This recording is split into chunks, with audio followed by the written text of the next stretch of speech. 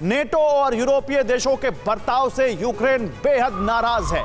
Ukraine ने कहा है कि जो हथियार मांगे थे वो नहीं मिल रहे।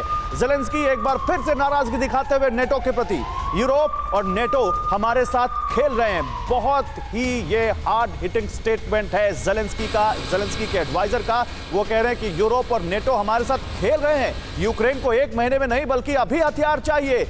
मारियोपोल और डोनबास कभी भी रूस के कब्जे में आ सकता है और ये लगता भी है, जिस तरह से खबरें आ रही हैं, मारियोपोल कभी भी यूक्रेन के हाथ से निकल सकता है। और इसीलिए यूक्रेन, ज़ेलेंस्की के एडवाइजर, ज़ेलेंस्की खुद नेटो से कह रहे हैं कि अभी हमें भारी भरकम हथियार दीजिए। उन्होंने तो मिक्स तक मांगे थे लेकिन उनको वो नहीं मिले क्योंकि अमेरिका पोलैंड के साथ किसी समझौते पर पहुंच नहीं पाया। तो ज़ेलेंस्की की गुहार, आखिर क्या चाहते हैं ज़ेलेंस्की? अभी और चाहिए हथियार, ये कह रहे हैं ज़ेलेंस्की। नेटो और यूरोपीय देशों के बर्ताव से यूक्रेन बेहद नाराज है। बेहद नाराजगी दिख रही है ज़ेलेंस्की की कैबिनेट में। उनके एडवाइजर ने क्या कहा सुनिए। ज़ेलेंस्की के एडवाइजर माइखाइलो के कह रहे हैं कि जो हथियार मांगे थे वो हमें नहीं मिल रहे हैं। यूरोप और नेटो हमारे साथ खेल रहे हैं। ये अब समझ में आ रहा है ज़ेलेंस्की को। इतने दिनों बाद उनको ये समझ में आ रहा है। दुनिया के कई एक्सपर्ट कह रहे हैं कि क्या अमेरिका ने यूक्रेन को यूज कर लिया अपने लिए।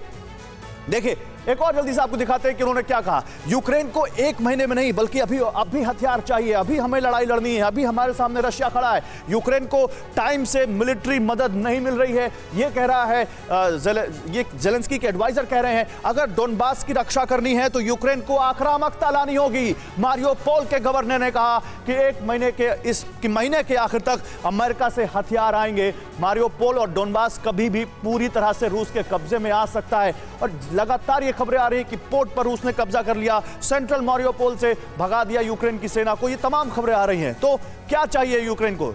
रूस से जंग के बीच अब तक 30 देशों ने यूक्रेन में हथियार भेजे हैं लेकिन ये नाकाफी है ऐसा लगता है। अमेरिका अब तक यूक्रेन को $2 बिलियन से भी ज्यादा हथियार पहुंचा चुका है लेकिन और हथियार चाहिए ज़ेलेंस्की को। अमेरिका ने यूक्रेन को $800 मिलियन मिलिट्री मदद का वादा किया है लेकिन वो मदद अभी तक पहुंच पाई है कि नहीं ये पता नहीं।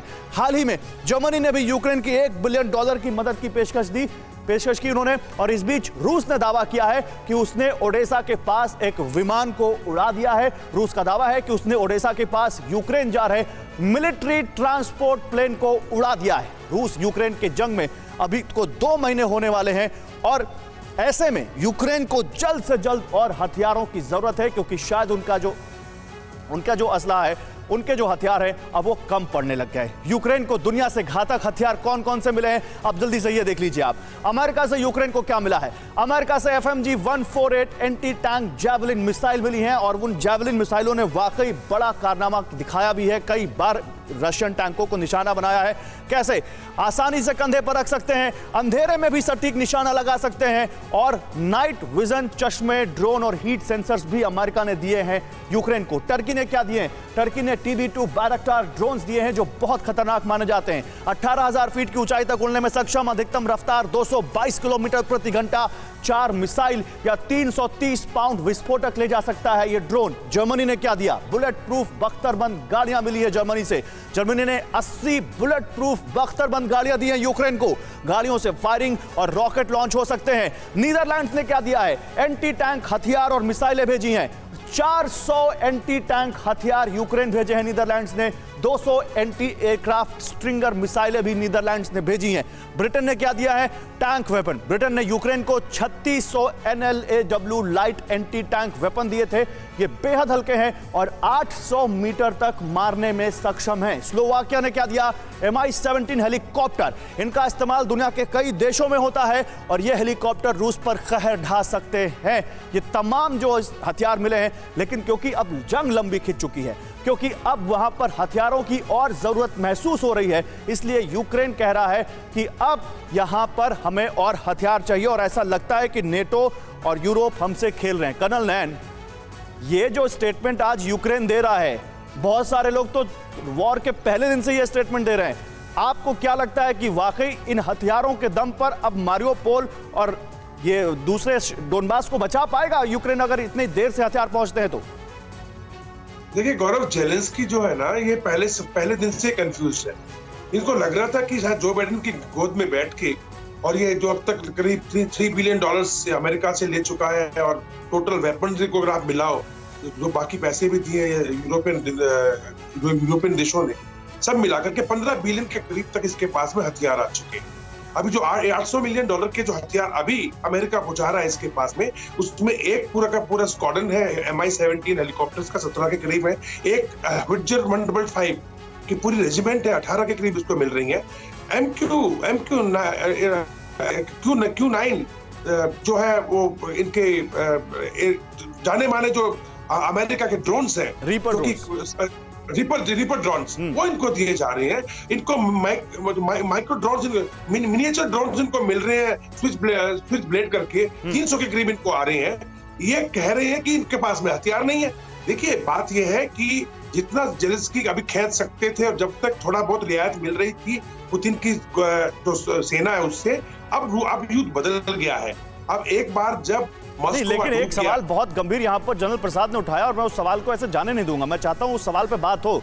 प्रोफेसर राजन कुमार, एक बहुत वाजिब सवाल है कि जब लवीव तक में मिसाइलें दाग सकता है रूस, तो फिर उस सप्लाई चेन को क्यों नहीं तोड़ता या उसको क्यों नहीं वहां पर रूस उस पर अटैक करता जो पोलैंड के जरिए दूसरे देशों के हथियार यूक्रेन आ रहे हैं। जाहिर सी बात है पोलैंड, रोमानिया, स्लोवाकिया उसी बॉर्डर से हथियार इधर आ रहे हैं, कहीं इधर रूस वाले बॉर्डर से तो आ नहीं रहे। सबको मालूम है कहां से हथियार पहुंचाए जा रहे हैं। अब देखिए, मुझे लगता है कि अभी जो रूस की स्ट्रेटजी थी उसमें फोकस था कि वो कीव को जिस ढंग से कैप्चर करना चाहते थे वो नहीं कर पाए थे। तो वैसी स्थिति में उनको लग रहा था कि हम शायद पहले जहाँ पे हमारे स्ट्रॉन्ग पॉइंट्स हैं, डोनबास का रीजन और जो मेरियोपोल और जो ईस्टर्न इलाका है, वहां पे अपने कंट्रोल को बढ़ाना चाहते थे। और उनको लगता था कि अगर इस पे एक बार कंट्रोल बन जाए तो उसके बाद वो शायद उसके जो सप्लाई लाइन है या फिर कीव जो है उस पे वो कर सकते हैं। लेकिन अभी दो बहुत ही इंपॉर्टेंट डेवलपमेंट्स हुए हैं इस युद्ध में। एक तो मस्कवा जो कि उनका वारशिप है उसका डूबना, और दूसरा कि मेरियोपोल में उनके जो सोल्जर्स हैं, जिससे कि यूक्रेन अभी घबराया हुआ है, उनके काफी सोल्जर्स बिल्कुल फंसे हुए हैं और रूस उनके जो घायल सोल्जर्स हैं उनको भी वापस नहीं जाने दे रहा है। तो वैसी स्थिति में जेलेंस्की भी घबराए हुए हैं और इसी कारण से आप देख रहे हैं। तो अभिषेक एक छोटा सा रिएक्शन, तो ये माने कि मेन टारगेट मारियोपोल है, मेन टारगेट ईस्टर्न यूक्रेन है, खार्किव है, डोनबास है, और कीव पर या दूसरे शहरों पर अटैक केवल एक मैसेजिंग है कि दूर रहो और यहां इस तरफ मत आना।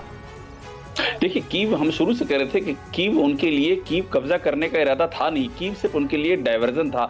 क्योंकि जब मैं वहां पर था उस समय तो स्थिति ये थी कि कीव के 20 किलोमीटर दूर तक उनका 64 किलोमीटर लंबा काफिला खड़ा हुआ था और वो वहीं रह करके इरपिन और बूचा पर अटैक कर रहे थे, चेरनिहिव पर अटैक कर रहे थे। पर कीव के अंदर ना अटैक हो रहा था, ना ही वो कीव को कैप्चर करने की कोशिश कर रहे थे। पूरा फोकस उनका मारियोपोल पे था, उनका पूरा फोकस डोनबास के इलाके पे था, उनका पूरा फोकस खेरसॉन पर था। जो खेरसॉन और क्रीमिया का लिंक है, क्रीमिया में फ्रेश वाटर की सप्लाई खेरसॉन से होती है। तो सारे स्ट्रेटेजिक पॉइंट ही उन्होंने अपने मजबूत किए हैं और वो इन्हीं को होल्ड कर रहे हैं। और अभी भी उनकी धमकी यही है कि आप अगर इस तरफ से इन्वॉल्व हुए तो हम फिर कीव को टारगेट करेंगे। चलिए ठीक है। परवाह देश की, सोमवार से शुक्रवार रात 10 बजे TV9 भारतवर्ष पर।